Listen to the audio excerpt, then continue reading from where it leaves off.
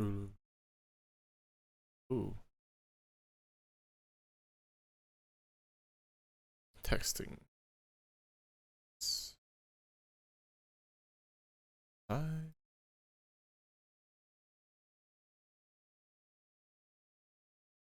Testing, testing.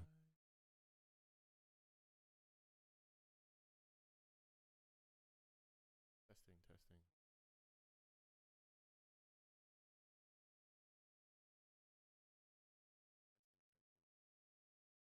I don't have fun music, but I will sing as I set this up. Don't have fun music, but I will sing as I set.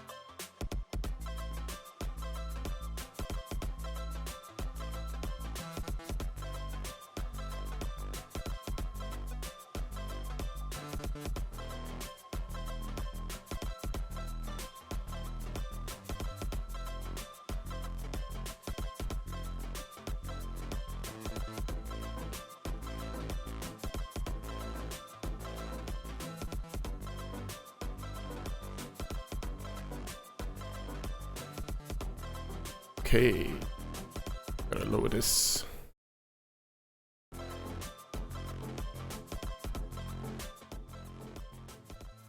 Hello, hello, hello. Okay, I think this should work. Cool. Alright, it looks like it's working. Sorry, I was not quite as ready as I thought. Cool. Okay, so today I will be doing a draft dive and a Q&A. I've only got 2 questions, so that Q&A part will be really quick. But I am going to go into a dive into the drafts of Spectres of Brocken. Spectres of Brocken is a game that I'm kickstarting right now over on Kickstarter, obviously. It is a GM-less tabletop storytelling game, just to give you some context. It is about making friends and then years later going to war against them in giant robots. So, yeah. So yeah, you can have a look at the Kickstarter page. It will tell you all about the game. I'm going to do a physical version and a digital version. Digital version would just be a nice looking full color PDF. And the physical version, I'm planning for it to be a 6x9 soft cover. Yeah, and the premise of the game is that you will be playing as young pilots, young mech pilots, starting off in an academy, and getting to know each other, understanding yourself, getting to know yourself and like what you want from the world, and also like building your relationships with other pilots, and also with things that you care about in the world. um, and then there will be a time skip. This is similar to a previous game of mine, an altogether different river. I do love time skips in media and in my games. So what you will do is there will be two phases. In the academy phase, you get to know each other, and then in the conflict phase, once you do the time skip, um, you might end up, a war breaks out, and you might end up on different sides of the war, and you will end up fighting with and against your friends, and all the things all the relationships that you've built up so far, you will kind of culminate them and like pay them off by straining them, and like potentially turning against each other, having to fight each other, and be messy with each other as you now pilot gigantic custom combat mechs. The system that you use is similar to No Dice No Masters, in that like those systems you gain tokens when you take certain actions that kind of like set things up, and then you spend them to kind of like resolve certain actions. Depends on the type of game you're going for, but like that's at a very high level. That's what you do. You gain and spend tokens to make moves.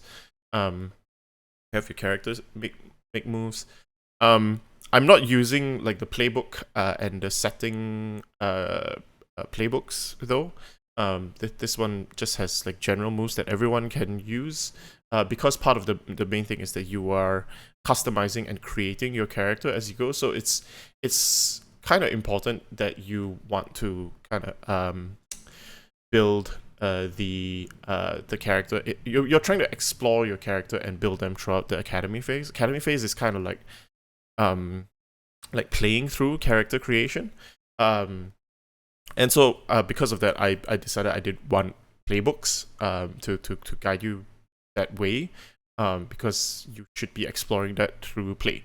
And there's a lot of stuff in there that can already help you, like guide what your character might be.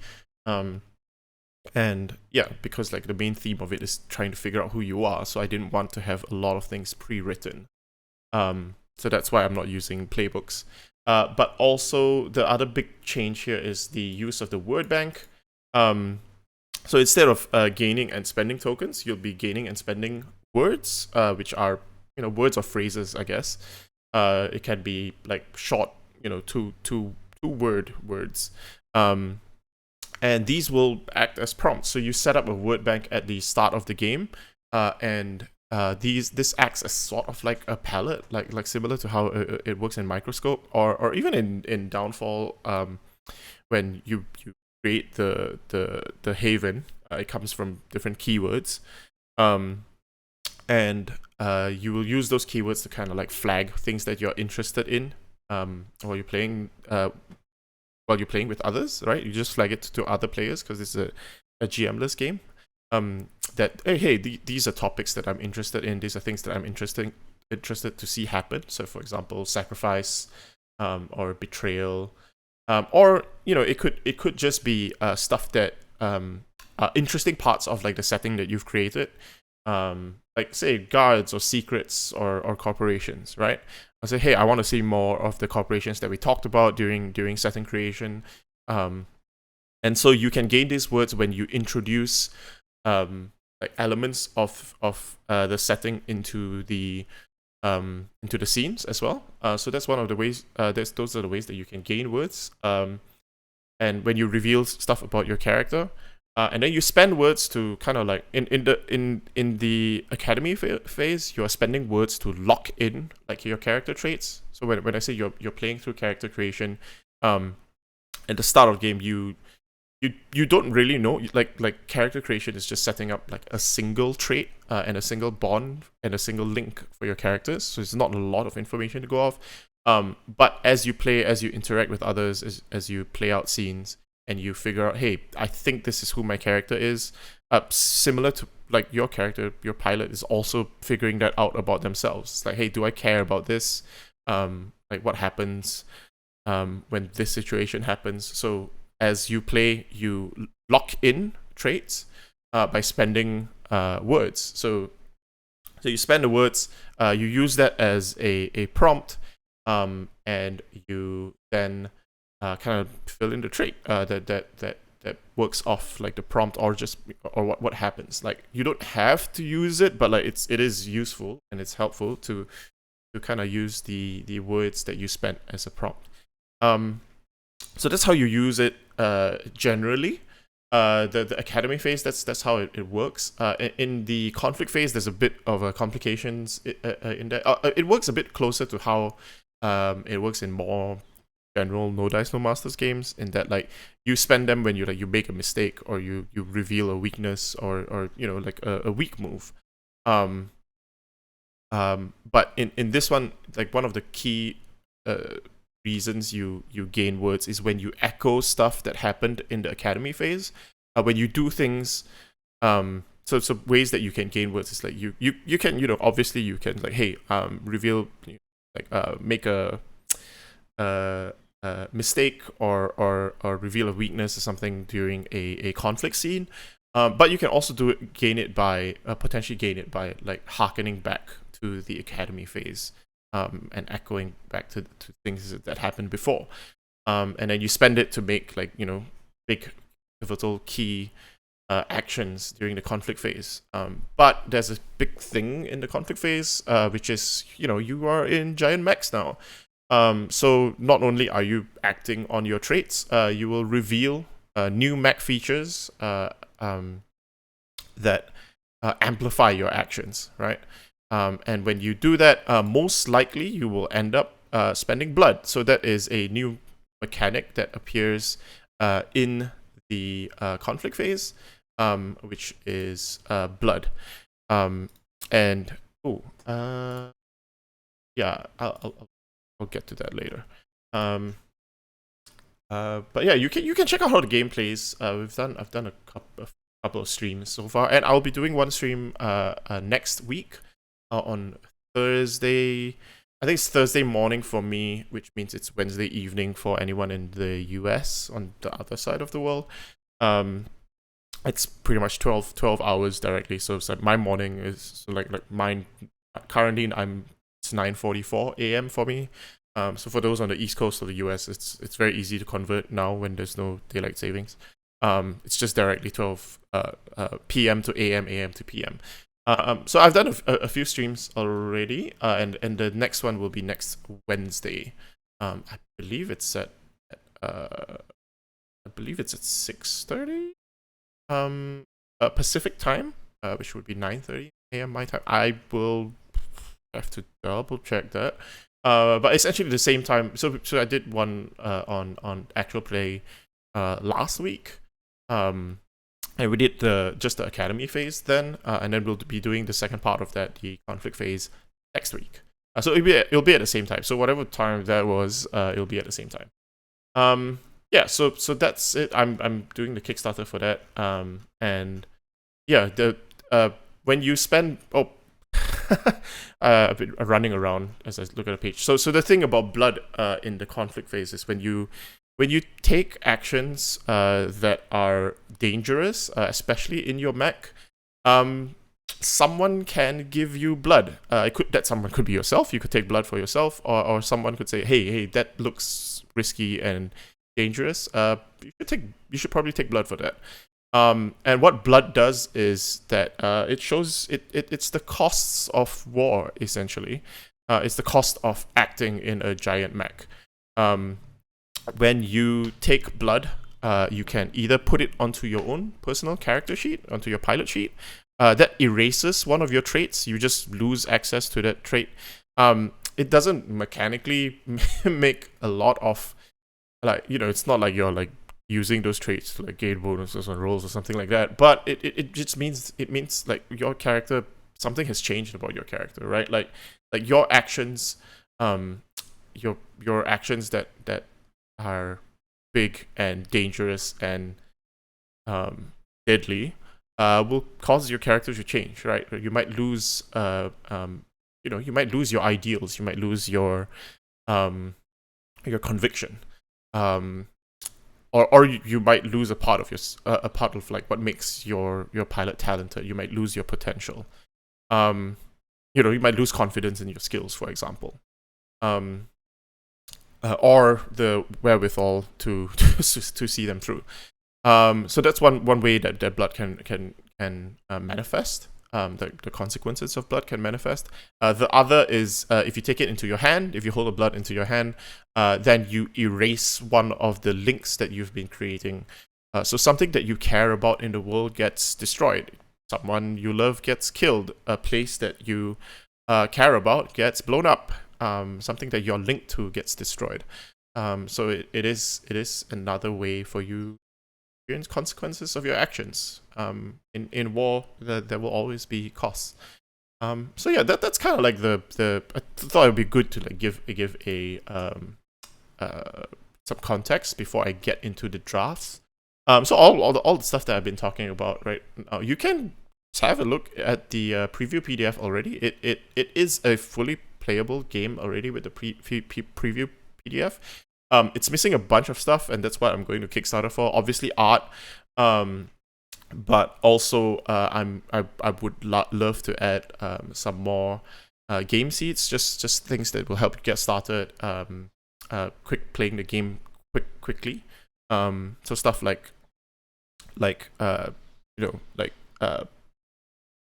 explanation of like a possible setting that you could start on. The three that I have planned so far are Orbital Sentry, which is basically Gundam. Like, there's space colonies, and there's tension between the Earth Federation and the space colonies. And then there's Jetfang Rumble, which is my homage to Pacific Rim, and why Guillermo del Toro owes me, because the tagline for that movie was to create monsters. We made monsters. The mechs in that are monsters. That's Evangelion. Jetfang Rumble is kind of like Gonzo Evangelion, I guess. So in that one, the mechs were created to fight off giant monsters, fight off kaiju, and you'll train together to like, hey, we're here to protect the world. There's this idealism of like, you're not training to fight against each other for sure. You're being heroes and training to fight off monsters, and then irony of ironies, you end up using that against other people. Spoiler alert, I guess, but that also draws from Umurangi Generation, which is an incredible game that you should play. Hopefully that spoiler didn't spoil it for you, but like, it's a very cool game. And the final setting that I'm hoping to add is the Fire Quartz Crown, which is an homage to Fire Emblem Three Houses. But I know, when I've been trying to like explain what this game is, I use Fire Emblem Three Houses as a pretty well known, like, people know about Three Houses, right? Like, you're like making friends with all the students in the academy, and then you do the 5-year time skip, and then you'll be fighting against them, right? Like the people. So that like was a very easy pitch, but weirdly enough, like that wasn't where the inspiration for this game came from. It's actually from a manga and anime called Break Blade or Broken Blade. The three main characters, four main characters, Zess, Hoder, Sigyn, and Rygat, used to study together, and then they all went off into different. Hoder became a king. Zess went into the opposite, like the rival nation, went back to his country, and then ended up fighting a war against Hoder and Sigyn. I didn't watch the anime, so I've never heard their names spoken out loud. And then Rygat, like it's commoner who somehow studied with them, and then ended up becoming the pilot for mech as well, and fighting against his former friends while working for his old friend. And there's like romantic tension with Sigyn as well, who married her. Anyways, this whole dramatic, messy shit, which is exactly what I wanted to kind of explore with Spectres of Brocken. And yeah, so that's in that setting. They use quartz to power their mechs. So that's why it's called the Fire Quartz Crown. So it's Fire Emblem and Breakblade together. And in that one, I wanted to show that, like, hey, you don't need to just make, sci-fi mechs. I'm gonna try and like put so right now in the preview PDF, I'm gonna scroll all the way down. There is a table. Wait a minute. Here. There we go. I thought did I not put it in the PDF? No, it's here. There's a table of pilot traits and possible mech features. So when you create your pilot, right, and then when you go into the conflict phase, you get you can explain what mech features reflect like your pilot traits. And so because like, hey, not everyone is into mechs or like super familiar with all that stuff. So I gave a table of like examples of possible mech features that you might have. So it's this is all pretty much sci-fi stuff. But I'm hoping to put some more like fantasy style, like Magitech, stuff like what's that anime? Wraith, Magic Knight Wraith, where you have mechs that are essentially kind of like magical knight suits, or Aura Battler Dunbine, I think, had like a magic thing as well. Yeah, so I think there was one in that was slightly magical. Yeah, there's a focusing crystal, for supernatural. But that's not necessarily. It could be like it's basically the Psycom frame, the Psycom frame focusing crystal. The Psycom system is essentially magic anyway. Yeah. So yeah, that's kind of like the stuff that I want to get into. And there's some refinements and stuff that I want to get with the layout and all of that as well. So you can get that PDF on my itch page.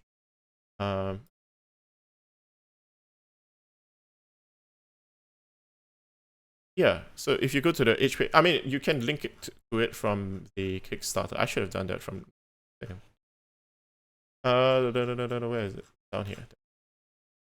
You can go download the PDF preview. There we go. At itch.io. EHRNLIME. aaronlime.itch.io. And you can get the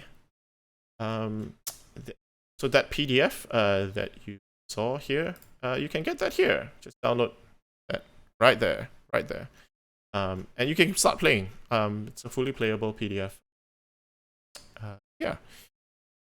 So that brings us to the that's the game as it currently stands. But the thing that I'm doing today is a draft dive, which means I am going to go into the drafts. And I will. Right. I mean, let's just get into it, right? Like, I'm gonna talk a little bit about the history about the game design, and one of the reasons why this came about is because one of the earlier playtests of this game was with my regular Beam Saber group. Shout out to Ken, Jinwei, Evan, Mickey, Steve. We've been playing Beam Saber for the last 2 years. You should check out Beam Saber as well, by the way. It's a really cool Forged in the Dark mech game. And yeah, we did a one shot of Spectres of Brocken that kind of that tied into the plot of our ongoing campaign, right? So my friends played this game, like a pretty early playtest, and in that one there was a time skip already, right? Like, so everything that I talked about so far is like the main structures of the game are there. And then I was talking to them because we play Wednesday, so I was talking to them Wednesday evening, And then I mentioned it like, oh, Steve played an even earlier prototype of the game, and it's like, there wasn't always a time skip in the game.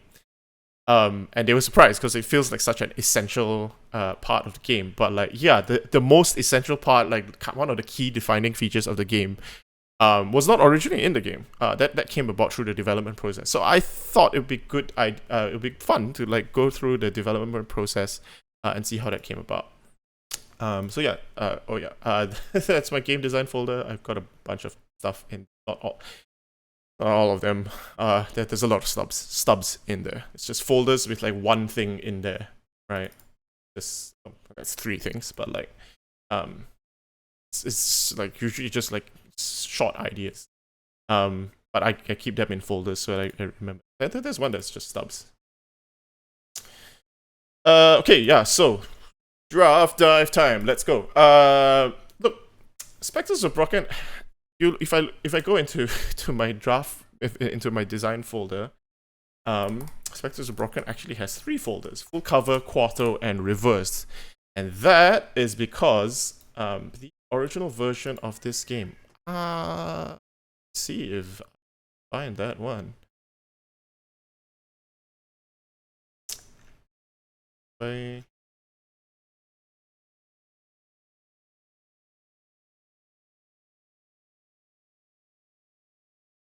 Anymore.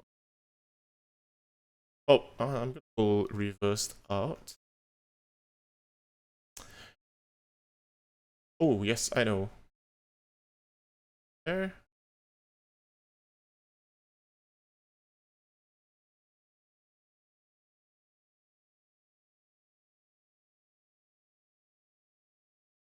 Covers hidden. Because I've archived that. I didn't want to get confused.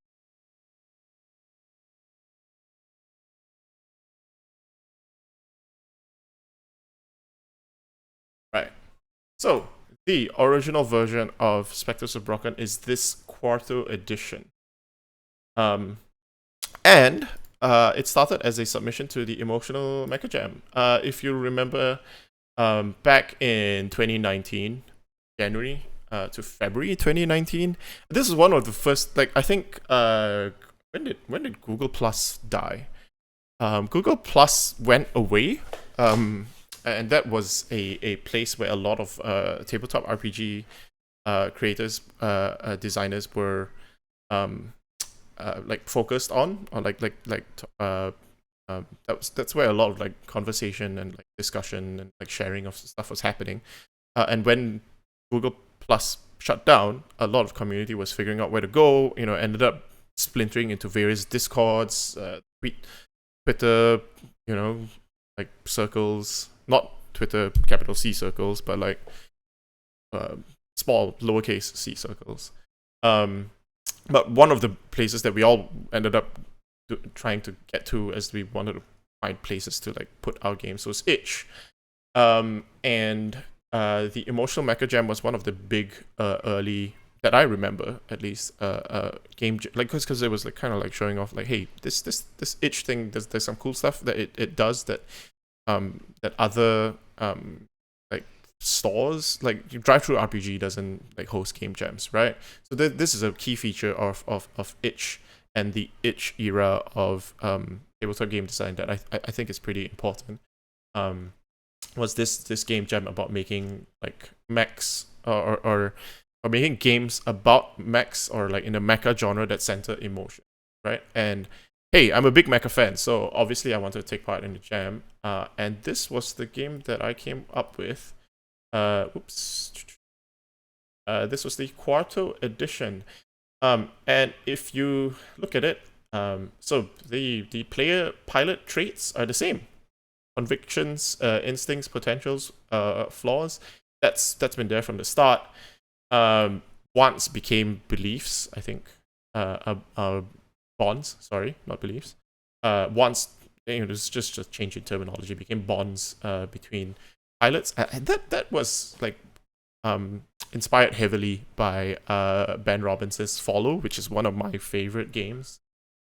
Speaking of, I need to update the list of like influences. I noted like the big major influences, which were No Dice No Masters, like Dream Skew and Dream Apart, and on Mighty Wheels, which was a big thing. So I hadn't played when I designed this game, right? That was in January, February 2019.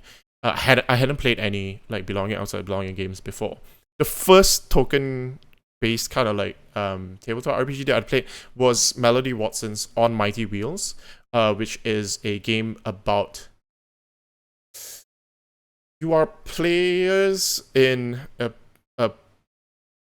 folk play during about the Russian Revolution. I think that is the setup. And there's a big token, like I think she used like a book that I played at ArcanaCon 2019, which was in January 2019, I think. So like very close to when this game jam was happening. And in that one, you swing the spotlight around, by like passing this token around, right? Like whose turn is it to be, kind of like giving a monologue or being the spotlight player in the play. And I thought that was like really cool. And I was aware of like Dream Askew at that point, but I hadn't played it yet, right? I hadn't actually felt like the mechanics of like moving a token around. Like played it, like experienced it in play. So that I still credit that as like one of the big influences for Spectres, and it was a big influence in like one of the key mechanics that ended up getting changed. But I still got to give my props to Melody for On Mighty Wheels, because that was a important step in getting this game made. The other influence I cite is the mobile frame Zero Firebrands, and that's just because on like it focuses on a lot of the like character drama that I'm interested in the mecha genre, rather than like, hey, look at these mechs fight each other, which is cool. And I listen to the Great Gundam Project, and like whenever it's a podcast that covers Gundam from like a leftist lens. And the thing they always say is like, when you're not going to describe like the cool shit that the mech does, because the mech is a often in Gundam the mech is a representation of like structural violence, and like the violence of a fascist state in the Federation, and also Xeon. Both of them are fascist in their own ways. And like they go, yeah, the battle rages, right? Like, okay, yeah, like cool combat shit is happening, but like that's not the important bits. And Mobile Frame Zero Firebrands was also a thing that like I really love, because it was focusing on the character bits, and everything else is like, oh, okay, the battle rages. And I ended up taking blood heavily from the way was it an all-out melee? I can't remember the specific minigame name in Mobile Frame Zero Firebrands, but the way like it frames like those like big melee combats, or the big battles in mech game, the mecha genre. It's about like, hey, what are you willing to lose, right? Because in that one you frame the question, it's like, oh, if you want to win, you have to make me lose something, which is a weird part, like dynamic shift. But like that actually goes into like, well, what's really important here is about like, hey, in a battle you lose things, you might lose things. It's not so much about could you do the cool thing, right? Like it's about what do you want out of the battle, and what costs are you paying for to get what you want. So yeah, I cite those as like key influences. What was I talking about again? I'm like all over the place. Yeah. So the original version of Spectres of Brocken, so the Quarto edition. Get into that. There. This is the very first one. And it's I was focused on the itch page, because I pretty much just put the bulk of the explanation of what the game is on the itch page for the game jam. And in that one, you pretty much just played like a pivotal conflict, and you really set up all your you set up your traits and you are creating your pilot and like revealing your traits as you go, and then revealing the features of your mech, or the mech's quirks, I think was the terminology in this early version of the game. Yeah, no, systems. It was systems. It was even before quirks. So there was like mech systems related to your um, pilot traits. And gosh, I fucking sorry. I forgot that I used to ask for a factional motto. Damn, I need to put that back in. That was cool. um, yeah. So in that one, it was purely the conflict phase, right? And this is something that like Ken asked me. So, oh wow, I would have thought that like the academy phase was the one that you started with designing, because that's about that was kind of like the most solid part. Like even when I was playtesting it, the early version with them, um, like the academy phase felt pretty solid. And there was a lot of like moving around, like mechanics changing around in the conflict phase.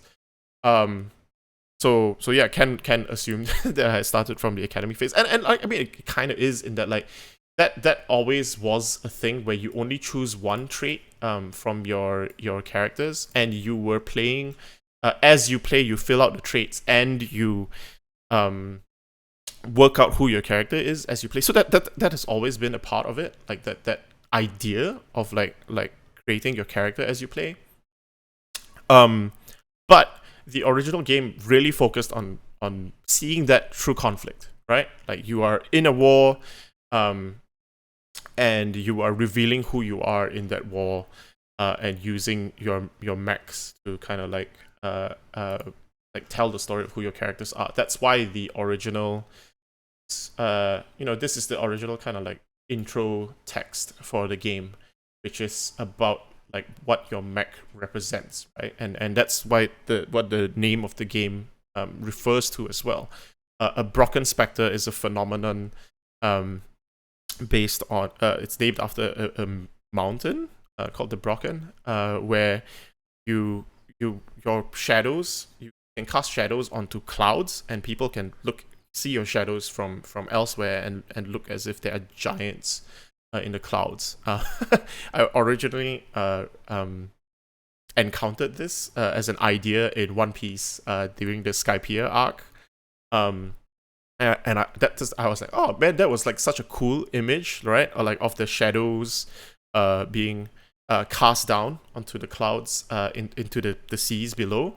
And I looked up what it was called, and I thought, man, that's a cool name, right? Like Brocken Spectre, that's a cool name. I shifted it around, to I don't know. I just like the way it reads like this. Spectres of Brocken, because like it implies like when you say Spectres of Brocken, like it implies there's like you're looking at like the history of something, or the what do you call it?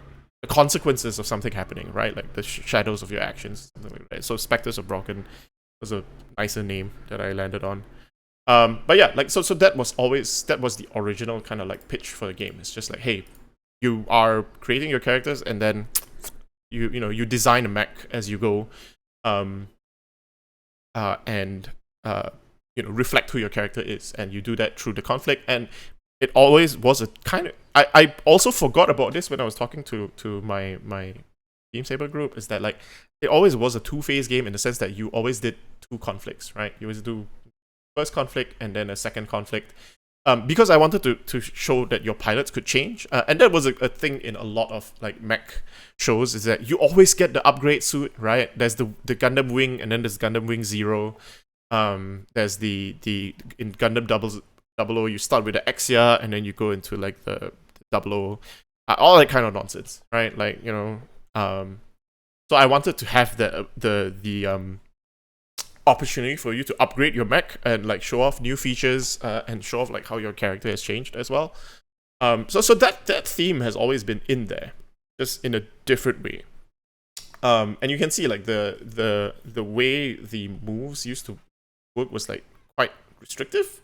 Like continue clockwise until each player has made 3 moves.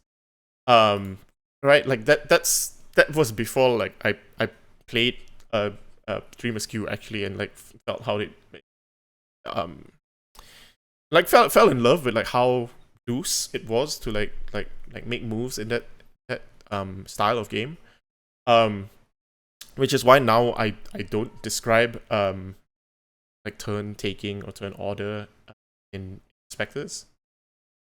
And in the original one, the tokens was also how you kept track of which side was winning, which faction was winning in the war. So you evaluate the total number of tokens in each side's pool, and the side with the higher number of tokens wins the conflict, and fulfills their stake.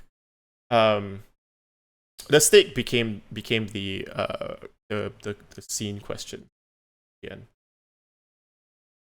So yeah, that was and yeah, if you lose basically like if you have less tokens in your side's pool, you lose the conflict, and you have to change one of your traits. During that, like you had to change something, right? Like you experience a loss, and that got folded into the blood mechanic as well. So that's where it originally started from.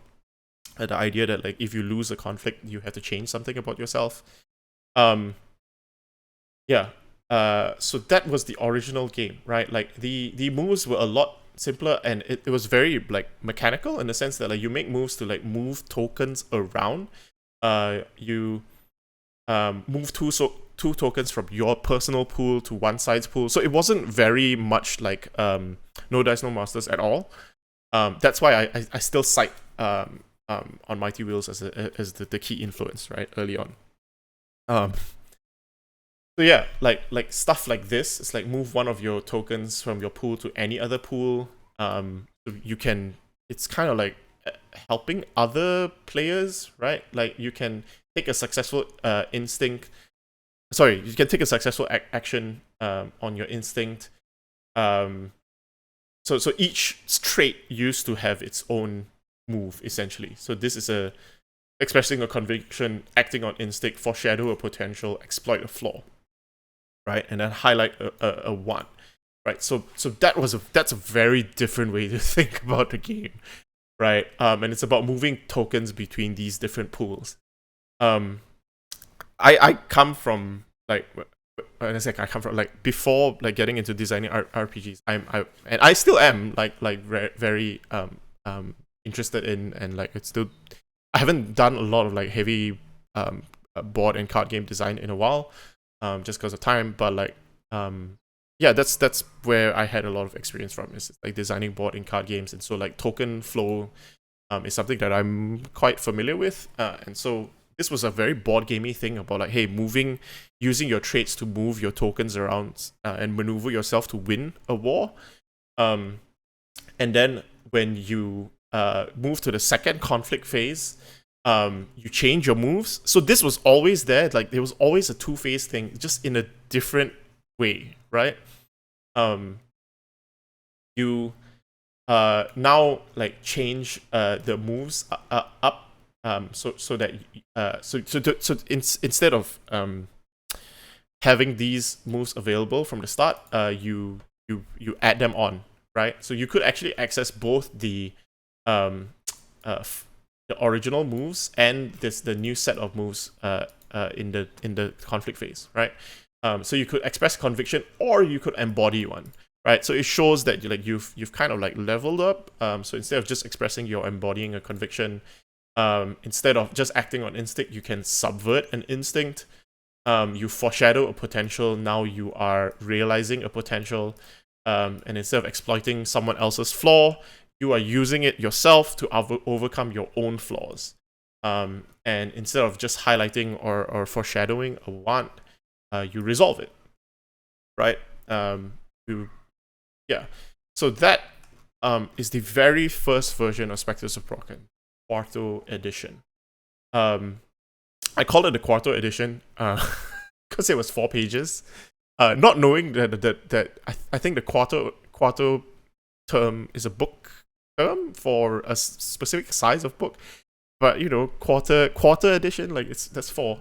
Don't worry about it. Like, I also wanted like different like subtitles for the games because like it's very like mecha anime for it, like Mobile Suit Gundam Wing, right? Iron Blooded Orphans, right? Like it's like a cool little subtitle thing. So that's why um it has that appellation. And it was originally just called Spectres of Brocken, and I split it into the quarter edition and into full cover when I made the decision to do the time skip.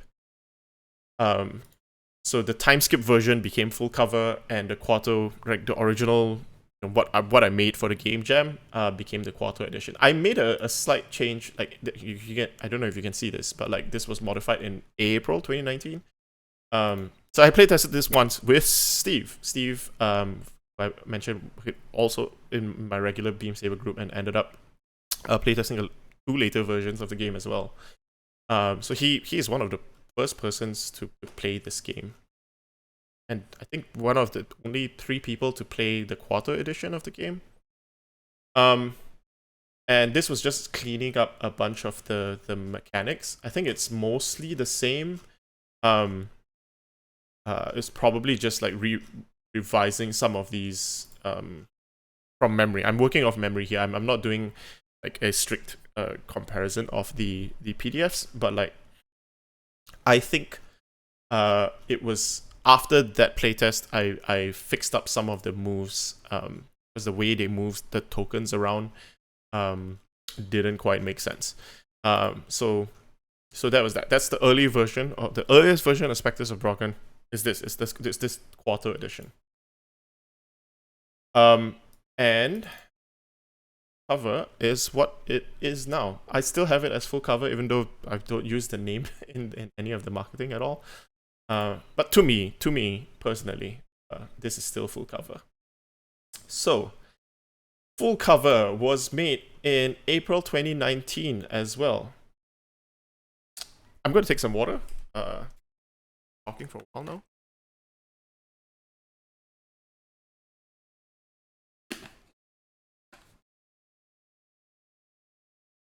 Yeah, so I'll get into the very first edition, version 1.01 of full cover. So this format of game with title, I think I do this for most of my games. When I did game a month 2020, and I was designing a game every month, this was just the basic layout that I very nostalgic to come back and look at. So, full cover is the first time I went into a time skip, which is the academy phase used to be called the training phase, and then the conflict phase kept the conflict phase name, right? And a lot of the features of like current Spectres is there, right? A lot of, you'll see. Here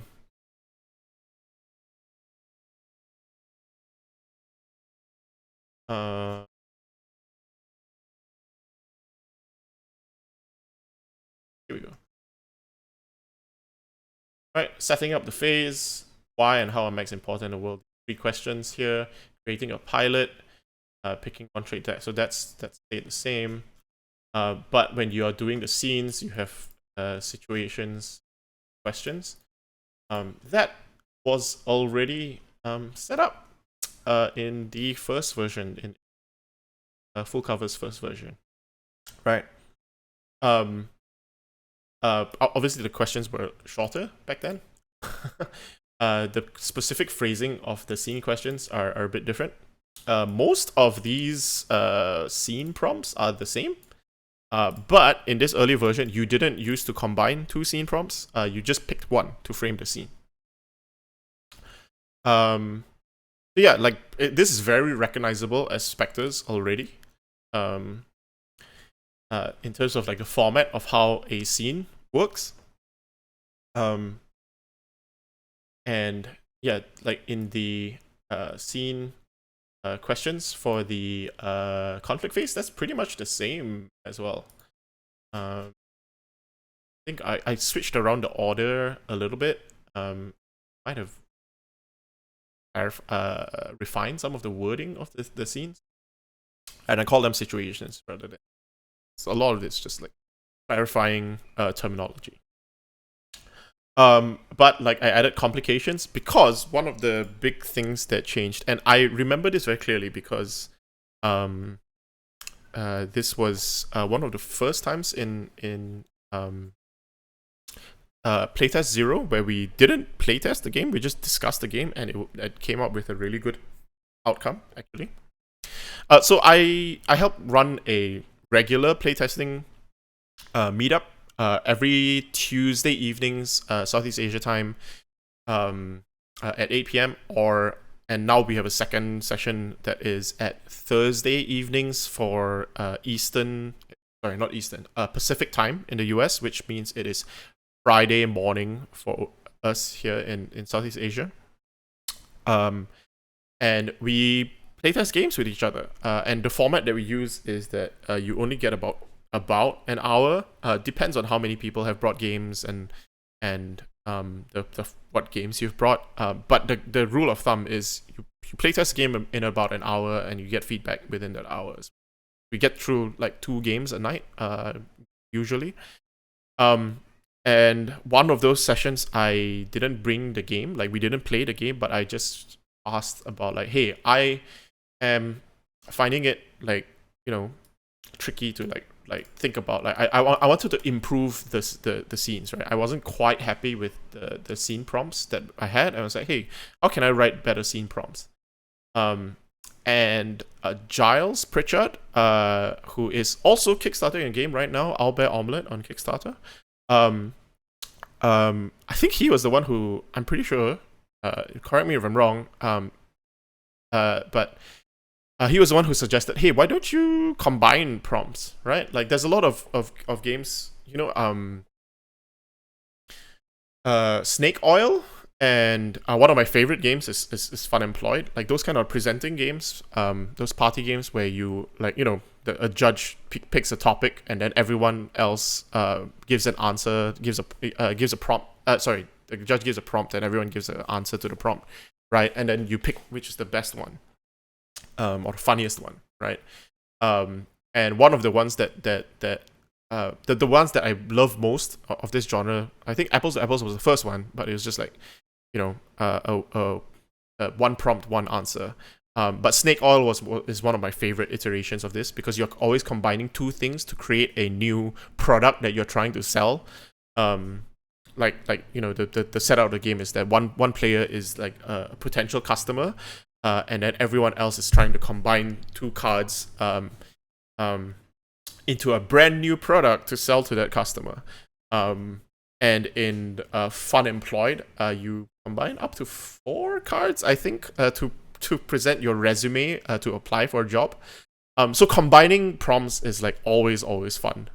And I'm like mad I didn't think of it first. So thanks, Giles. Thank you so much for reminding me about it and for giving me the idea.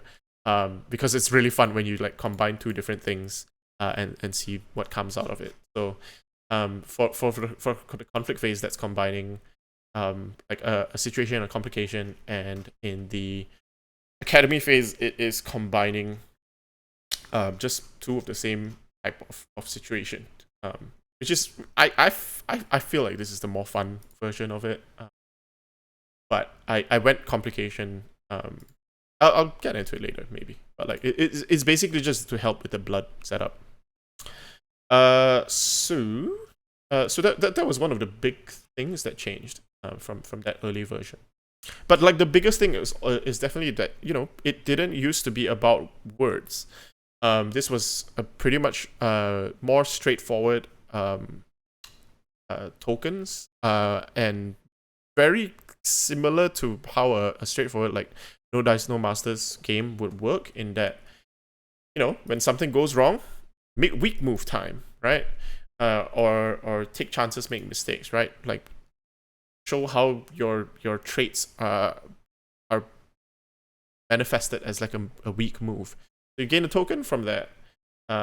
gain a token, fill in one of your traits, show how you get further entangled in the situation, making it more complicated to resolve.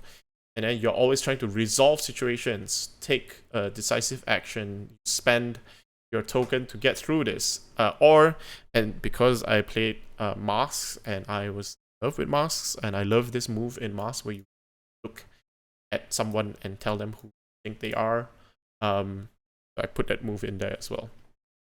That wasn't in Spectres. So yeah, this version of Spectres is more like again, I still didn't have playbooks, right? Like I think no version of Spectres ever had playbooks. I thought about it. I did think about it. I did consider it. But I ended up trying to solve what I wanted playbooks to solve in a different way. I'll get to later. But yeah, so that is a more kind of like classic no dice, no masters, belonging outside belonging setup. Weak move, strong move, tokens. Same thing in the conflict phase. Weak move, strong move, tokens. I also added some like special purpose moves, which I then took out because like they're not often used, and I wanted to focus on like the core experience. And like potentially I might bring them back as like advanced moves, or something like that. I'll talk about this a little bit when I get to Reversed as well. But yeah, like in Broken Branches, you basically can, just leave, just hit the bricks, get out of there. You don't have to stay. You can leave your faction, your side, and go join another one or like create a new one. Whereas in Spectres of Brocken now, don't really do that. And there was also a super move. So instead of just spending one token to like do a strong move, you can do the super move, the strongest move. You spend 2 tokens and you pull off like such a great maneuver that you change your traits, right? You switch your impulse into an aptitude. You change your conviction into an ideal. You realize the potential as a proficiency. You overcome a flaw and turn it into experience. You fulfill or resolve a desire. I switched from once. Into an achievement that gives you pride or closure. And yeah, the theme song thing was always there. And previously, this is where you played the theme song when you do the cool thing that like caps off your character development, right? Which version of this? Later on, I renamed that move to I Can Fly, which is a reference to Eureka 7, because when Renton does that I Can Fly, yeah, that's where I. Like, yeah, it's just referencing the when Renton finally like gets his shit together and like, I can't fly in the Nirvash. Yeah, I wanted that to play the theme song as well. Yeah, so that was that version of Spectres, and that's why you have these double named traits as well. Like you get to change them later. So that was the first version of full cover. I don't actually know what I changed. So obviously, version 2 didn't warrant a PDF. I think I just straight up jumped to version 3 in when I released it on itch. Version 3 was just updating wording in.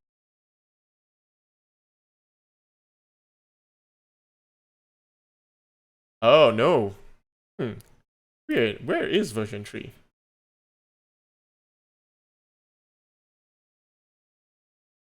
Oh no, there we go. Pfft, the doy. Rules combined. Yeah. Thanks. So version 3, I think this was just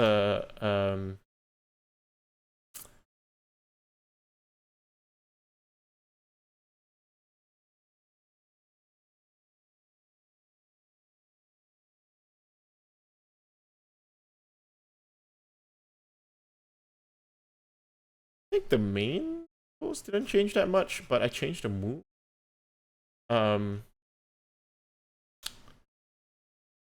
Yeah, okay, cool.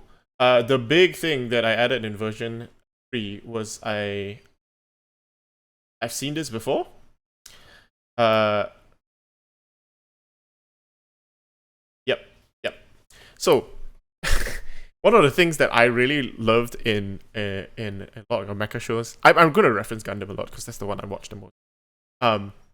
But like when pilots meet each other and don't know that they are pilots for the opposing side, that they've been fighting this whole time, right?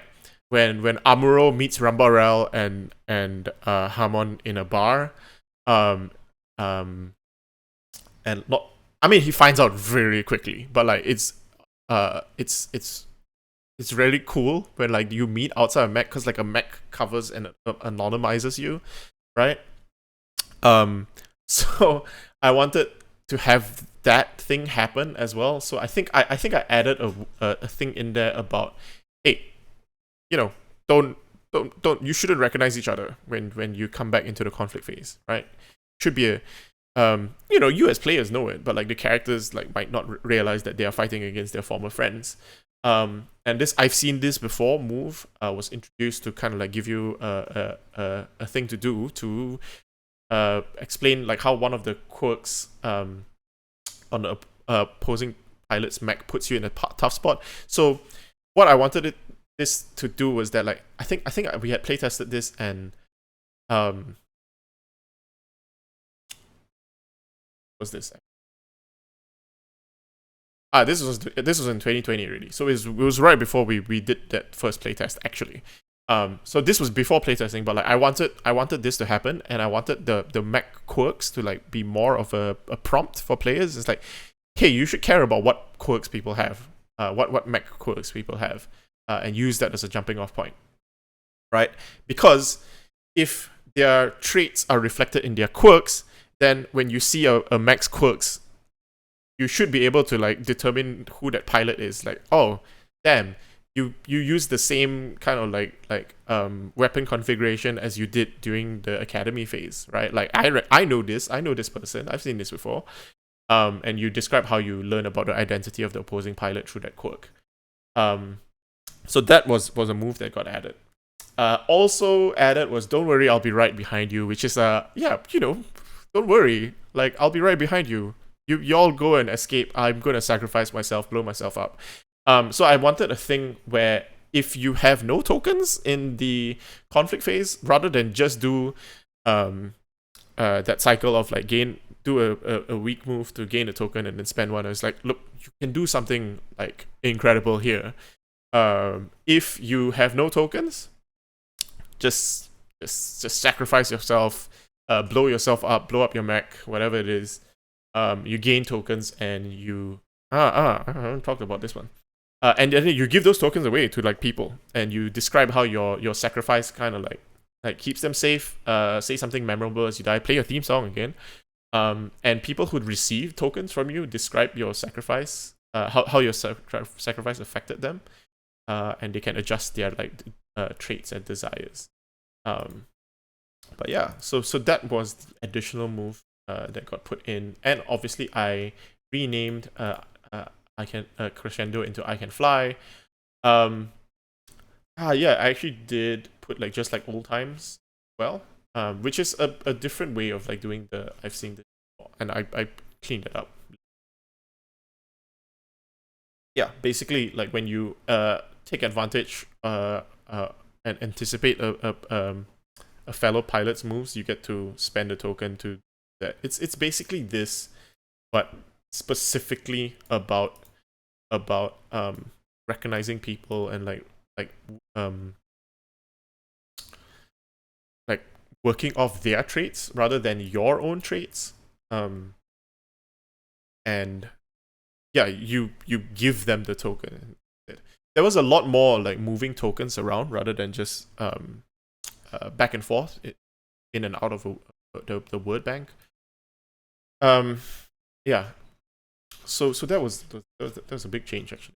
Um, So one thing I forgot to cover is that in the original full cover version of the game, there was this idea called a vantage marker. Yeah, so that was already in there. Right. So instead, so in Quarto, like you would be comparing token pools. So like who has more tokens wins at a conflict. But in this one, in full covers, in the full cover version, in the original iteration of it, you had this big, and this came from on Mighty Wheels, I guess. It's just like to figure out where the spotlight was, or like who has the advantage here. So you get an advantage marker, like you just use something to represent whose side has the advantage in a conflict. And essentially, at the end of that, once you've spent your moves, then whoever has the advantage marker is, winning the conflict, right? So you are trying to like spend your moves to move this advantage marker around and make sure it ends up on your side at the end of the game. Like the side that has the advantage marker is the winner in a, right? And you can do a final bid to bid tokens to kind of like gain the control of the advantage marker, right? So in the previous version, how you ended the conflict scene was similar to now. You agree that a question has been answered in a satisfying manner, and then whoever ended up with the advantage marker is the winner. But if you're not quite happy with how that ended up, you can call for a final bid and you can bid tokens to get it, right? It's a very kind of like board gamey way to do it, and I think that stayed out. So this was the version that was the version that I playtested. That might have been version 4. No, version 4 was in like 2021.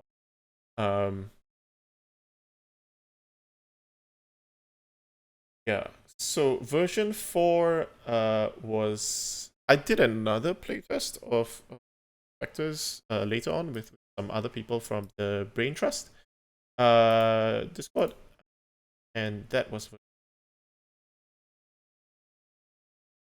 no, I don't think it changed that much in version 4. So I might just skip that. I think these were all just like small incremental changes. But what I wanted to show you was the nice version. I did start it with. Alright. The nice version was the first time I put like a art together for a cover for Spectres of Brocken. And that is literally just a photo of a Brocken Spectre that has been like glitched up a little bit. And yeah, I mean that's just how the original, like my idea of like, hey, I'm just gonna make it a small game. I'll put it up on itch and I'll get like little like images as I go, and do a really basic layout for it, like lots of lasers going across everywhere. Yeah, so that was the nice version that I put up. And I still like that color scheme, like the gray and pinkish red color scheme, which is why I ended up picking red for the current Spectres of Brocken cover art and layout as well. So yeah, exact same rules, just nicer look. I also ended up, and this was where I got the idea for the author's edition, or the hubris edition, which is a thing that you can get in the Kickstarter. If you pay me an additional $5 on any of the tiers, you get this author's edition PDF where I do everything. I'm gonna lay it out. I'm gonna edit it. I'll, before the editing happens. I think I'll probably still use text. I'm not gonna. There's hubris and then there's folly. But I will I'll do my own version of the layout, and illustrations because I put in this was a thing that I did with full cover where I put in like placeholder images that I had just made in Paint, right? Actually, it might not have been Paint, it might have been in GIMP. So I did a version of it where I did like terrible MS Paint art as placeholders just to give an idea of like what I was going for, right? Like like you're all friends in the academy, yay, all everyone's like getting to know each other. Conflict phase happens. Oh no, we go on opposite sides and we don't like each other anymore, and then we are fighting against each other, right? Like the same characters here throughout, and like now they've got the Shar mask on, and the funnels, obviously, Sazabi looking motherfucker, and oh yeah, like a reference to the last shooting, of course, and then like the hey, showing off your cool thing. All right. Anyways, this putting this together, like, yeah, I had fun putting this together. So I was like, I'd be happy to like do it for the Kickstarter as well. Because originally I wasn't planning to do physical copies for the Kickstarter. I was planning to do a purely digital release. And because I didn't want to deal with logistics for a physical version, and then I worked it out. And it's like, okay, it's not that bad. But originally I wasn't planning to do physicals, and so I was like, oh man, I have no idea what kind of incentives I could give. I didn't really have I didn't want to spend that much and like put on additional work to like get manage like help to get like stretch goal writers as well. So I didn't want to, and I'm still not doing stretch goals for the Kickstarter because look, it's a very niche game. I am not sure it will fund, right? Like I think it's doing pretty well, but like, and I think we're gonna make it, but like I don't think we're gonna push a lot, right? So I don't want to commit myself to bring on stretch goal writers and manage that, and have to manage more people than I already am. So the idea that I had for that was I would just do, hey, give me a little bit of extra money and I'll give you this funny version, right? Like a version where I do everything. A punishment version where I have to do everything and you have to like look at it. I mean, you don't have to, but you might. There's a chance. Yeah, that was the idea, and I also wanted to do a designer's commentary versions. I like designer commentary stuff. I did it for An Altogether Different River. That was completely free, I guess. So, you're not, I'm raising the price.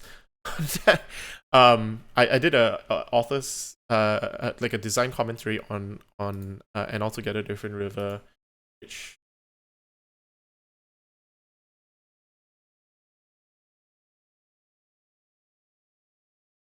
just had comments in the PDF, right? So it just had a bunch of comments there, which you could look at like an annotated PDF. And I wanted to do the same thing again, and like pitching it as the author's edition, the Hubris edition, was, I don't know, a fun little twist on that.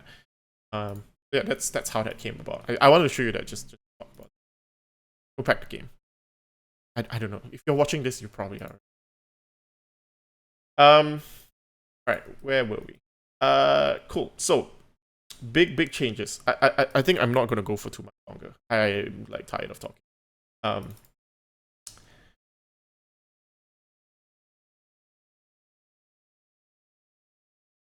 think version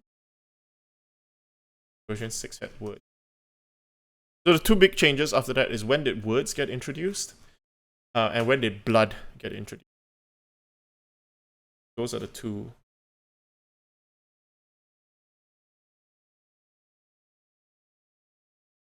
So this was still tokens, but I just noticed something here, which is this is pseudo blood. previously when you spent tokens, it went onto the advantage marker, and that became like a timer. And this is where the timer function of blood came from. So one thing that blood does is that when you run out of blood, you should end the scene. It acts as like hey, we should end the scene now, soon, right? And that came from this version of the game in version 6. You spent tokens, put it onto the advantage marker, and something you care about is lost or destroyed in the battle for each token removed. And if the loss can be directly attributed to your actions, you may remove another token from the advantage marker. So you still move the advantage marker to the side that has the advantage, but it also kind of like shows how much like losses you might incur to move the advantage marker around. Was there one where like you had to spend the number of tokens equal to the number of tokens on the advantage marker?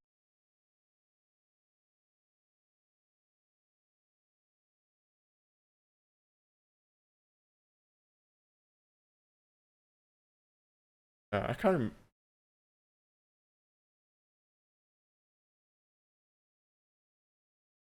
Yeah, anyway, I think I remember one version of it where you were spending tokens equal to the number of tokens on the advantage marker. So it made taking the advantage more costly as time went on. But yeah, that's kind of like where. So this is essentially the first inklings, the first iteration of blood, of what eventually became blood. Yeah, so that's in version 6. What happened?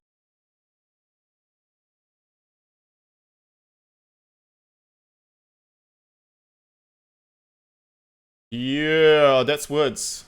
Here we go. Version 7. It's the first time that I put words in. I mean, I put words in. But like this was the first time I had the idea of gaining and spending words instead of tokens. And the influence for that, I don't remember the exact influence.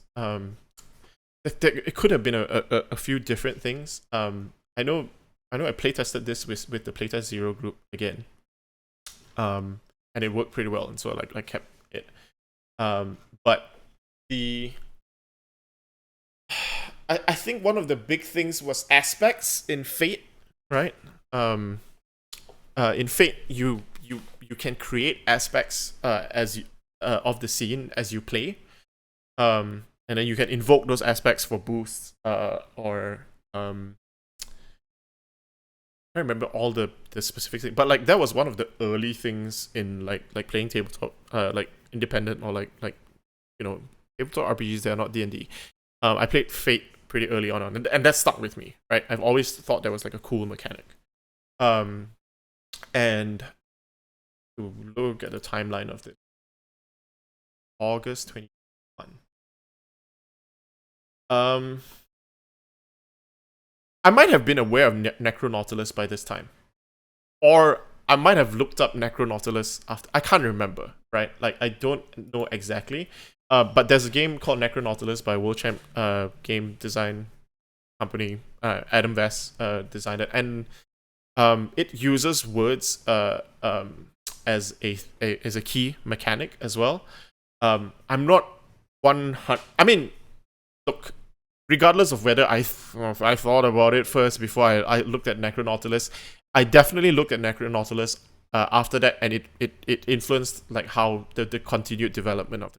So I will end up I will credit it as an influence. So yeah. But in my mind, one of the early things that influenced the use of words was aspects from Fate. And also I had been thinking about different ways to mess around with the No Dice No Masters formula. One of the things that I considered doing for Spectres, which I ended up thinking I'll do it for a different game, was that instead of gaining tokens, you just draw a card. So whenever you gain a token, you have to draw a card, right? And the card represents your token. And the card can be spent to like do different things, and like potentially instead of spending tokens and like you just do whatever, you might need to spend certain combinations of cards to activate certain moves within the same like no dice no masters kind of structure. Or like you can only access like strong moves if they match your suit or something like that, right? Like yeah, I wanted different. I was exploring different ways to mess around with tokens. Like using dice as tokens and like rolling them or whatever. I was just doing a bunch of exploration into token into no dice no masters design at that point in time. Not necessarily for Spectres, but you know, like with the idea that like, hey, if there's anything cool that comes out of it, I might fold it into Spectres, right?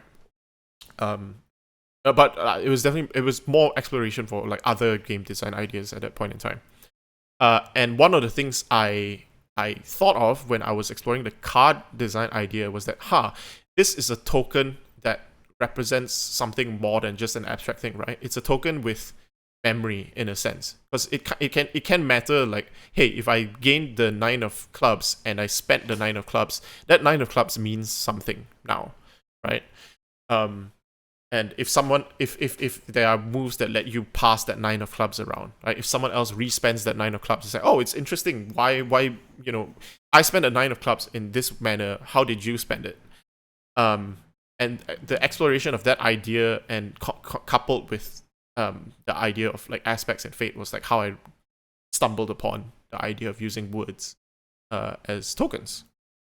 Or the way that I was thinking about it, words are tokens with memory, right? Like it lets you remember, it helps you remember where and how these tokens were spent, which I thought was a cool new twist on like what to do with tokens. All right. So version 7 is when words started coming in, and this is also when blood tokens. Like I decided to like, you know, I still wanted the tokens being spent on the advantage marketing. I thought like having that as a timer was cool. And so I wanted to keep some form of tokens in the game. But then I can't remember how it started, but I know there was a bit of consideration where like, hey, if people see tokens in a No Dice No Masters game, they might be tempted to think of them as spendable tokens in that way. I didn't want to do that, so I needed a name for them, and that's why I call them blood.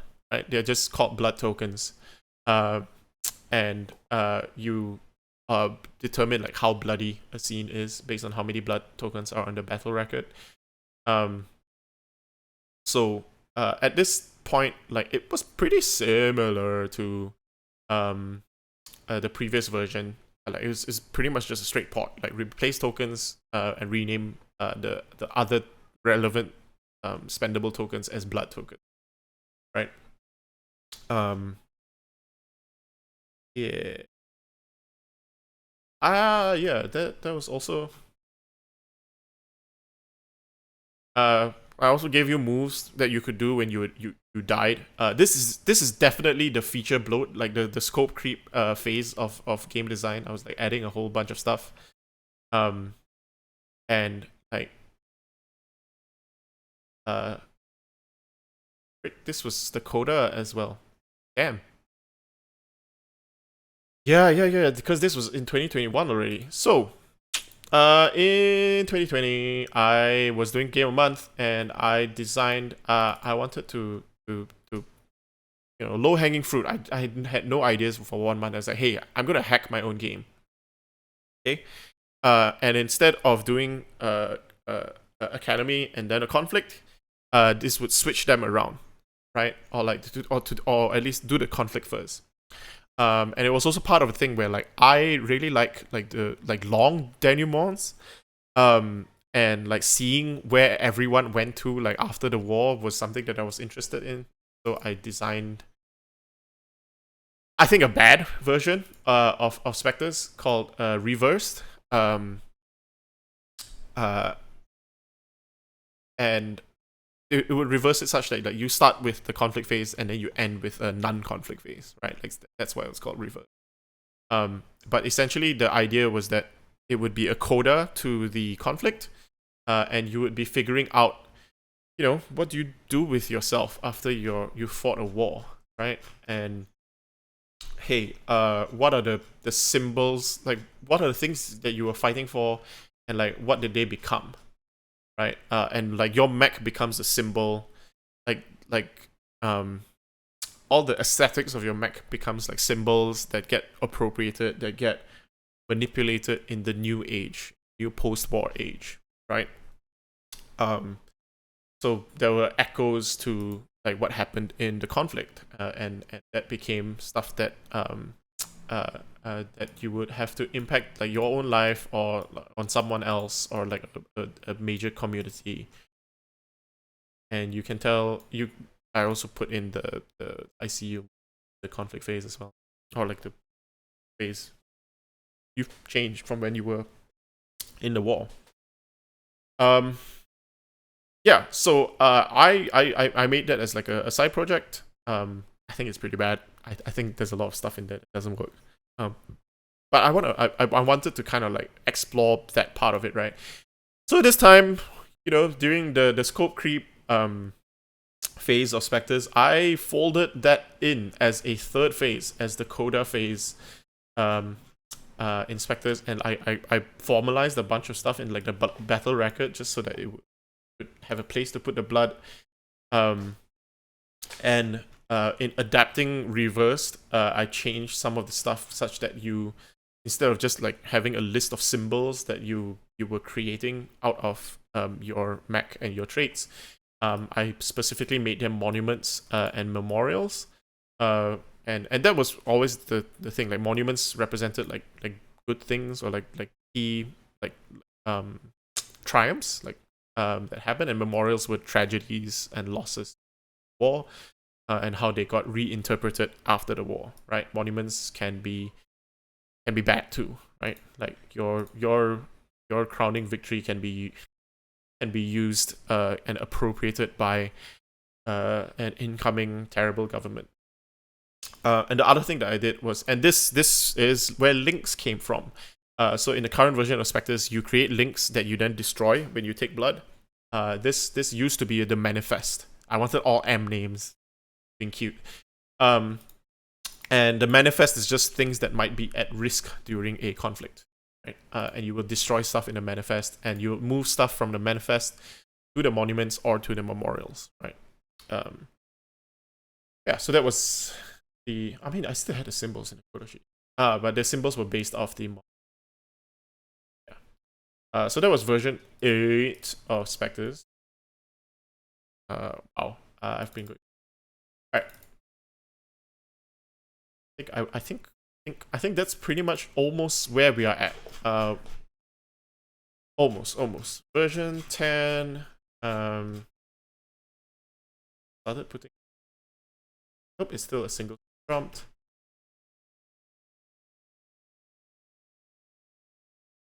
Version 10 still had the coda moves.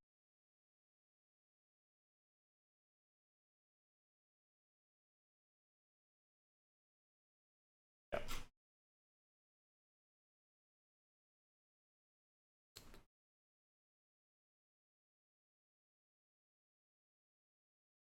Yeah, so version 12 is when we started getting the dual scene prompt that I talked about earlier. And I believe I cut.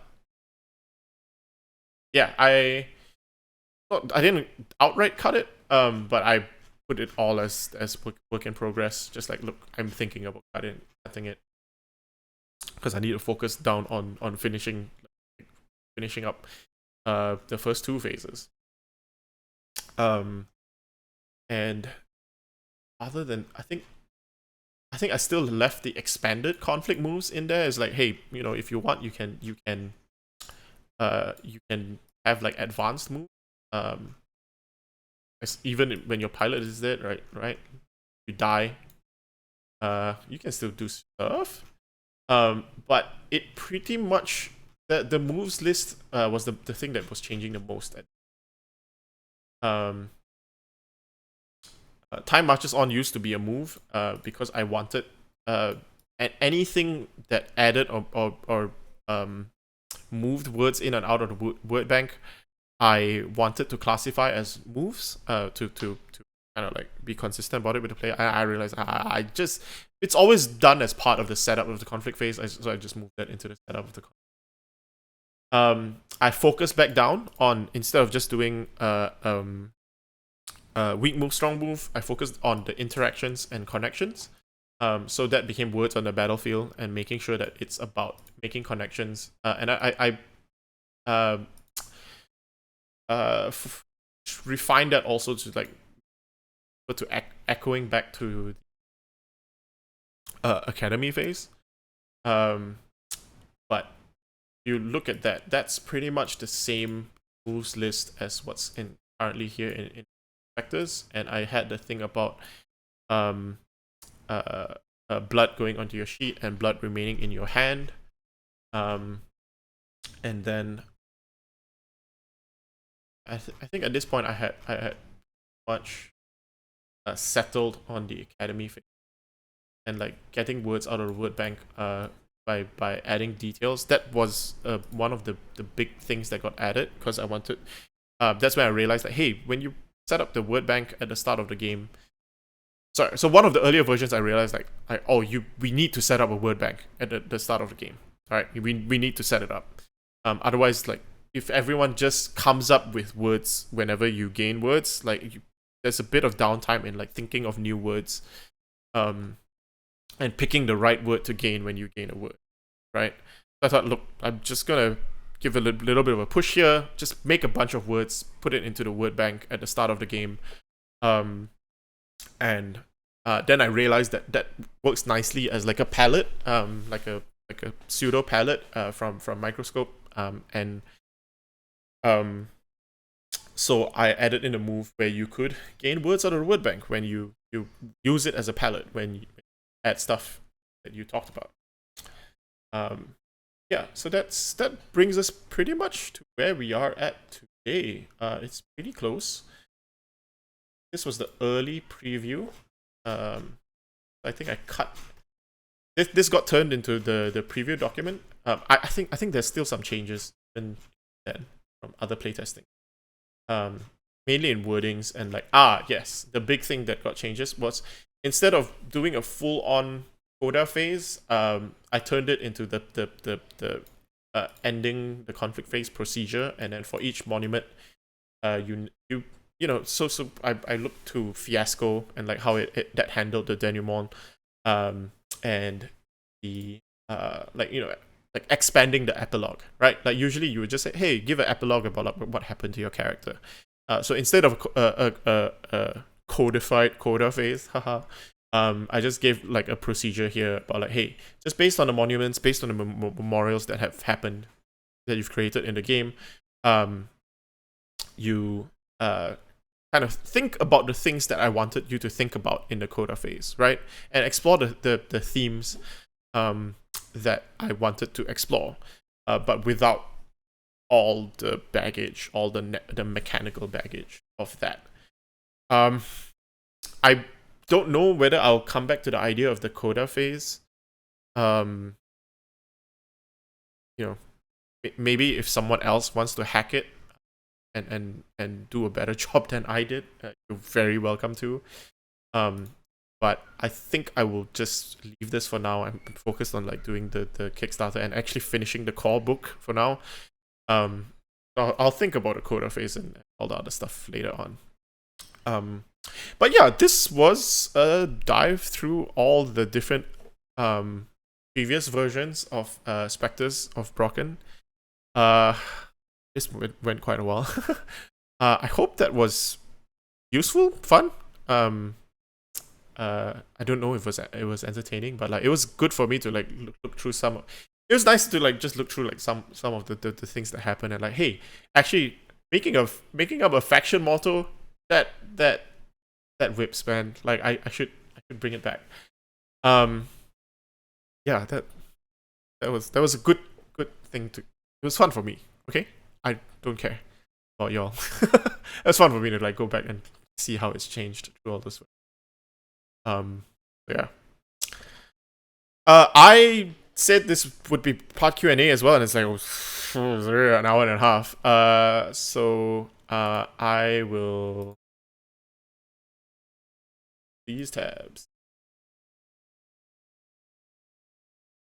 Let's not look at my Explorer anymore. Let me just double check. Okay, so I only got 2 questions. Actually, it's more than 2 questions. Thanks, Finn, for sending in questions. Yeah, here. Yeah, I made a mirror board. That's how we play Spectres online now. I'll post a link to that at some point. Some refinements based on playing it in the stream.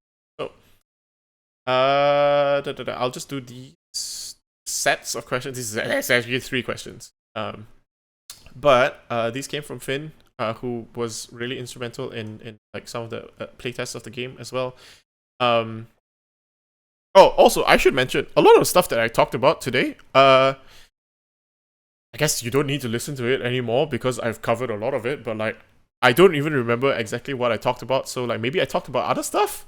But I covered a lot of like the history of Spectres in a podcast that I did with Jeremy Gage from the Draw Your Dice podcast. You should go check that out. I had a fun time chatting. It's always a fun time chatting with Jeremy. So yeah, if you want to, I don't know why you would want to, but like if you want to listen to me talk more about like Spectres and like, game design stuff, I was on this podcast. Maybe I should have just sent you to it instead of like talking for half an hour about Spectres. Hindsight. Cool. Close that. Answer the question. And then, yeah. So, were there any ways to adapt this game to different genres?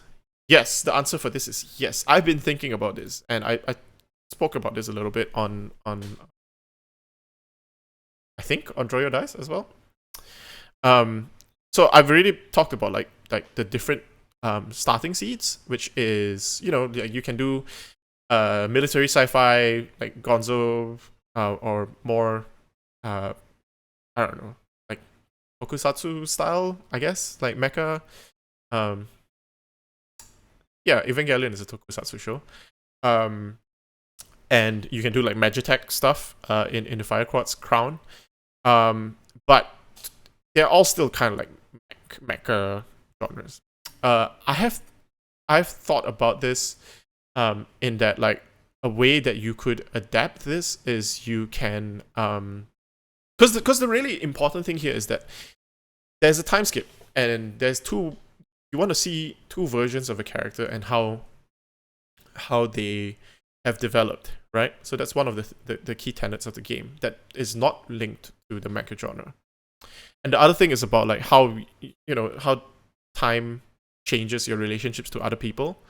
And the thing about why this is still a mecha game to me is because mechs represent the change in scale of how you can affect the world, right? Like that's still true in this version of the game, even though like, you know, it focuses a lot on the time skip part of it. But like that's still a big theme for me, is that like, you know, when you're in a mech, your hands are not just your hands, right? Your hands can now level buildings. You know, you're clad in steel and wire, and so that doesn't necessarily need to be a mech. It could just be a change in your circumstance, right? If we're still sticking into like sci-fi fantasy stuff, like the features of the mech, it could just be like you gaining new powers, right? Or like gaining superpowers. Like it could be before you were superpowers, before you had superpowers, like if you were just like teenage friends in school, and then like you do a time skip and like, hey, all 4 of you are like now have different relations to superpowers. One of you might be a superhero, one of you might be a journalist, one of you might be the mayor of the city, right? So that could be a way to Spectres as well.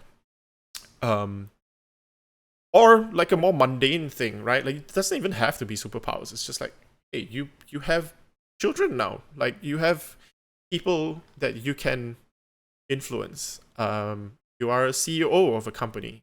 You are a doctor now, right? Like that's also a way that like your context changes and the way you relate to your old friends. So you could play Spectres that way. And also, if you want to do like D&D, like you could just do like, hey, what spells have you learned as like a wizard now, right? Like, what skills do you have as an adventurer? Like, you know, maybe you were like starting out as, you know, there's a lot of those like fantasy novels where like, oh, you start off as like weaklings, just not understanding the world, and then there's a time skip, and then you have different. You know what? You should. I said it right outright, like in the influences, right? One of the influences is Naruto, and like how Sasuke and Naruto's relationship changes, right? Through all of that, just fucking play Naruto with Spectres, right? Like instead of mech features, or like mech systems or quirks, it's your jutsu, right? It's all your special moves that you get, that you've developed. Um, when you do the time skip and get into the Great Ninja War, you do One Piece as well. That also had a time skip. Yeah, I think there's ways to, and if I think the words as token system, like that's way more flexible to adapt. I personally think it is more meaningful when there's a reason why words get recontextualized. Time is the easy one, right? A time skip is the easy way to do it, but potentially you could do it in a way when your relationship changes, right? Like and words that were simple before, like might have like additional meanings after that, right? Yeah. So I think those are the situations when the words system shines. Yeah, I think those are my thoughts on like ways to adapt this game to different genres. And Finn has actually given some thought to this as well, obviously, because I should shout out, they have come up with some different world seeds for Spectres, like walking shrines, headlamps in the fog, like a more kind of like conspiracy, Victorian, just the kind of funky one. Noir, yeah, it's more noir, like from the Big O and stuff, and ghost engines. Yeah, like world spirits, and so yeah, you should check those out. Oh, and I want to shout out. We played one of the one of my most memorable like I think one of my most memorable playtests of Spectres was with Logan Timmons. He's a great game designer as well. You should check out his work. And Thomas Manuel, who's again another great game designer. We do a lot of playtest zero together. I think he was the one who came up with the original idea to get like this short playtest sessions up and running. We playtested a game of Spectres where instead of piloting mechs, we were kind of like spirit guides / stewards / priests to giant trees, giant like magical trees that protected our respective villages. That was really cool and very dramatic as well. Yeah, definitely a lot of ways you can Spectres. So second question: what safety tools work best with Spectres? The best safety tools are the ones that work for you and your group. I don't think there is a one-size-fits-all answer here. I personally use the Pause and X card and Lines and Veils. That's what I'm familiar with and what my group is familiar with. So I'm using that. But I think one of the things, just to say, like look, like safety tools are a thing.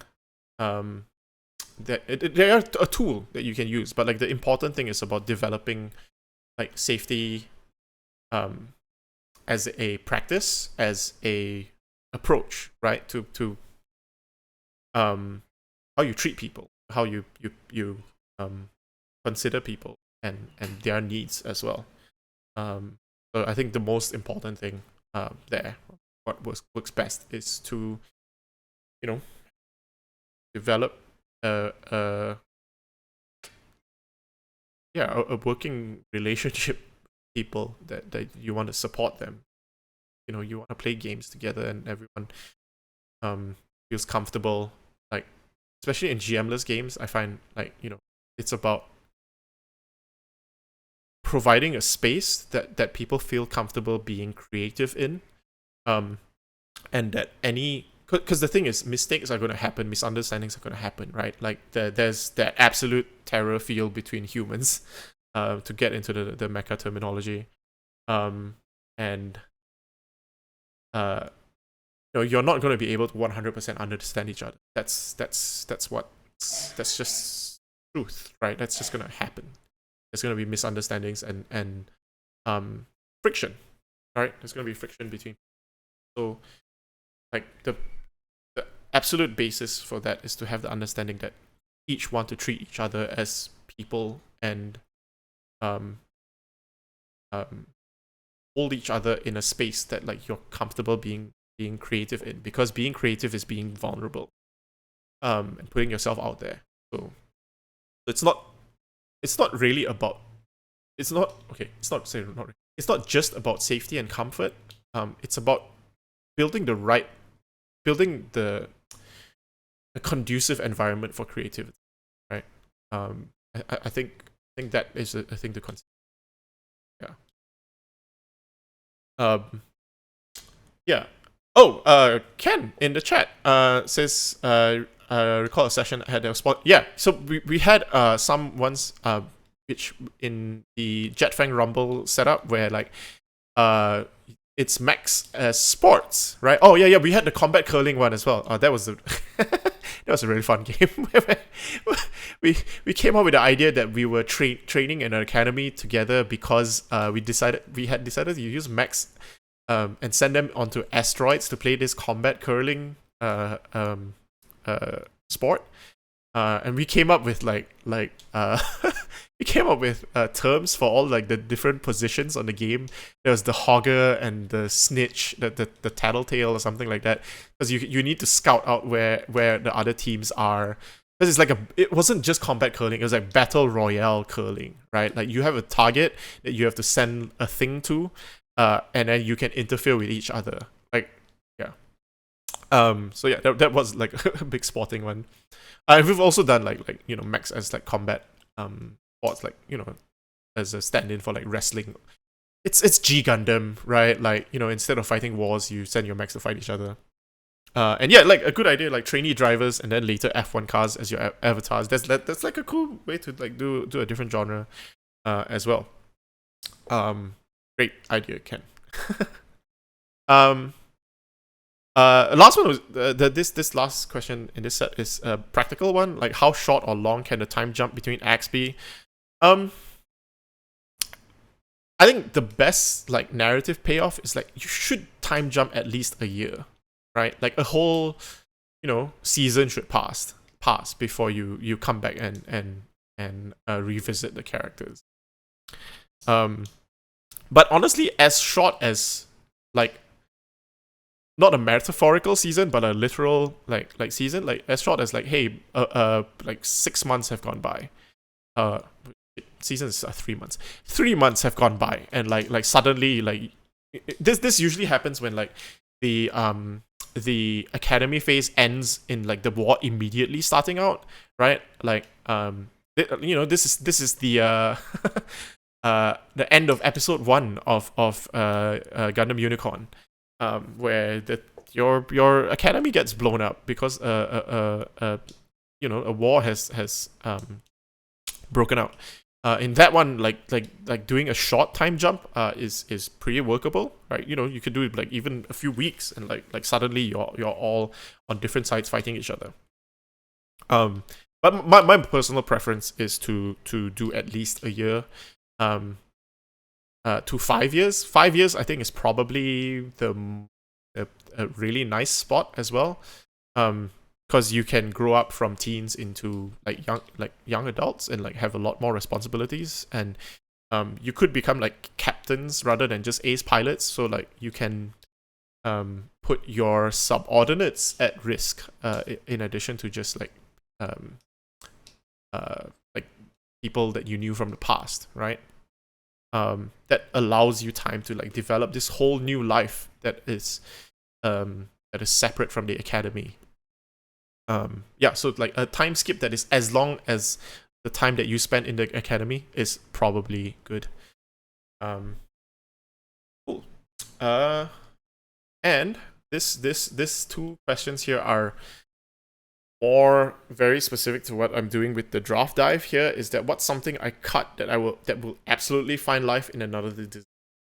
I guess it's not really cut, but like I'm definitely wanting to do a no dice no masters game with cards, and one with dice as well. That's in my draft somewhere already. I don't know with words. I'm happy with words. So I'm not going to change that. But yeah, it's a cheat because I never really cut them because they were never in contention, because I made the jump to words pretty quickly. So I just filed those away to come back later. The whole coda phase thing, I don't know whether I'll ever revisit that. But there's a potential. I might think about like some of the ideas I had about the coda phase. Probably not the mechanical implementation, but like some of the ideas and themes about how things become symbols. I want to explore that.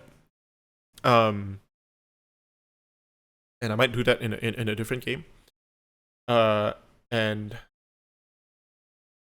yeah, like I think more board gamey aspects, like the whole like pooling tokens thing, and having like multiple ways to like move tokens around.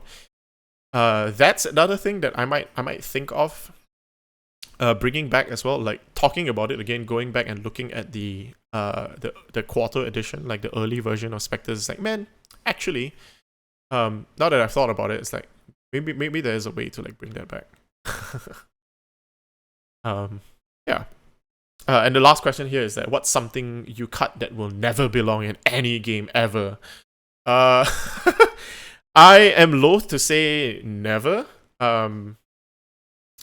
I always think eventually I might bring something back. I always just chuck like cut ideas back into the game design folder.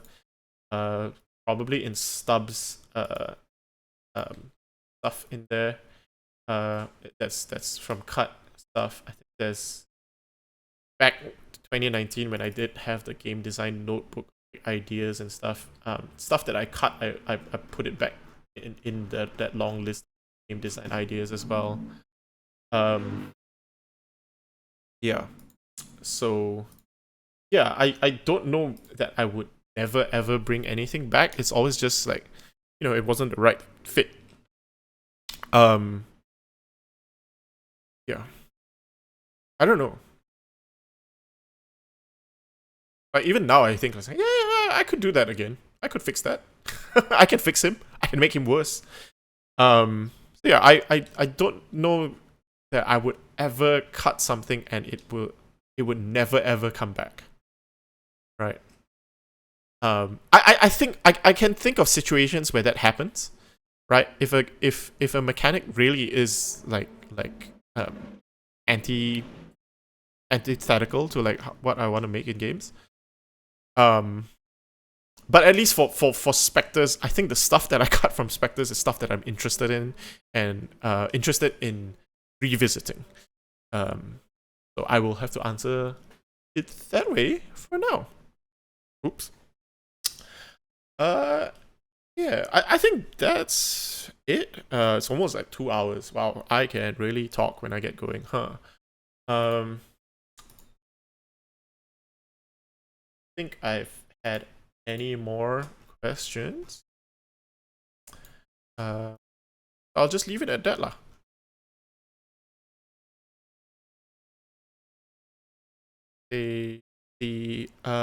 Yeah, so I'll just sign off with that. If no one in the 2-3 people in chat have any questions, um, then I will stop there for now. Yeah, so for people who are coming to this later, feel free to send me questions on Twitter or wherever you want. Like, I'm always happy to talk about Spectres. If you have any like inkling of things, or like just like, hey, um if you read the preview PDF and you have questions about how things are supposed to work, and you don't want to watch a 2-hour video here or a 2-hour like more plus stream to like see how things work, yeah, just drop me a line. I'm on Twitter at Ehronlime, EHRONLIME. You can put a comment on the Spectres crowdfund Kickstarter page as well, or on the itch page. Itch page. Yeah, put like a comment there if you're.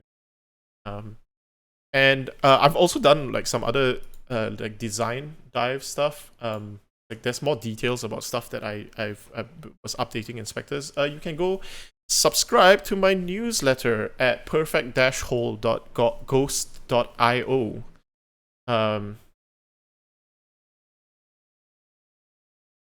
This way you can see the URL, the URL. Perfect-hole.ghost.io, and if you click on the thing down there, you can subscribe to the newsletter. Yeah, I've talked about Spectres changes in there. Oh, yeah, one thing I didn't talk about. I guess I'll do a really quick thing. Scaffolding. Wrong one. Was in talking about what, instead of doing playbooks, what I did was I provided different prompts for different types of reveals and pivots. I think you can go, if you want, go to the page in the newsletter. See that there? Because I promised I would stop the stream. I will stop the stream, but I just wanted that all that stuff is. So each situation comes with its own set of reveals and pivots, which are just prompts for how. Because a playbook is just a prompt for how you could play your character, right? And because I want you to create your own character and customize them and find out who they are, I don't do playbooks in this game, but I do essentially playbooks for each situation. It's similar to like the setting playbook for belonging, outside belonging, no dice, no masters, right? You don't have to use them. In a lot of my playtests and stuff, we look at them, but we don't use them directly. But I still put them in because I want you, if you're not familiar with the mecha genre and don't have ideas of how you could play a character in that situation, in like a fight, what kind of reveals are interesting, what kind of pivots might be interesting, and how to tie that back into your traits. I put that in there as like a soft mechanical support, right? You don't have to use it, but if you are stuck, just look at that and use that as a jumping off point for ideas. So that's my solution for not using playbooks, my way of doing it. I'm not sure whether it achieves what I want it to achieve, but see. Hopefully it's helpful. It's interesting to write, at least. So yeah, that's that. Subscribe to perfecthole.ghost.io. Look at my you can subscribe to my itch page as well when I've got new stuff. Once Spectres is done, I'll be working on Blade Breaker and Infinite Seas Under the Same Stars. I mean, there's still a lot of Spectres to do. let's get that over the line first. More than 50% done. I'm glad. It's looking healthy. Yeah, thanks so much for watching, listening. It's been fun for me to just talk for 2 hours. I need to drink some. I had some Paypaco before we started. I might just risk overdosing myself on Paypaco and get some more. We're done. But yeah, that's it. Thank you so much. And yeah, I hope you check out the game and enjoy playing Spectres of Brocken. There was a lot of work. Someone actually did say like, "Oh man, how do you come up with games so fast?" And it's like, dude, I've been working on this for 3 years, since 2019, so it's not that fast. Yeah. Sometimes it takes a while to make games. All right. I'm actually going to sign off for now. All right. Okay. Thank you, everyone. Thank you. Bye bye.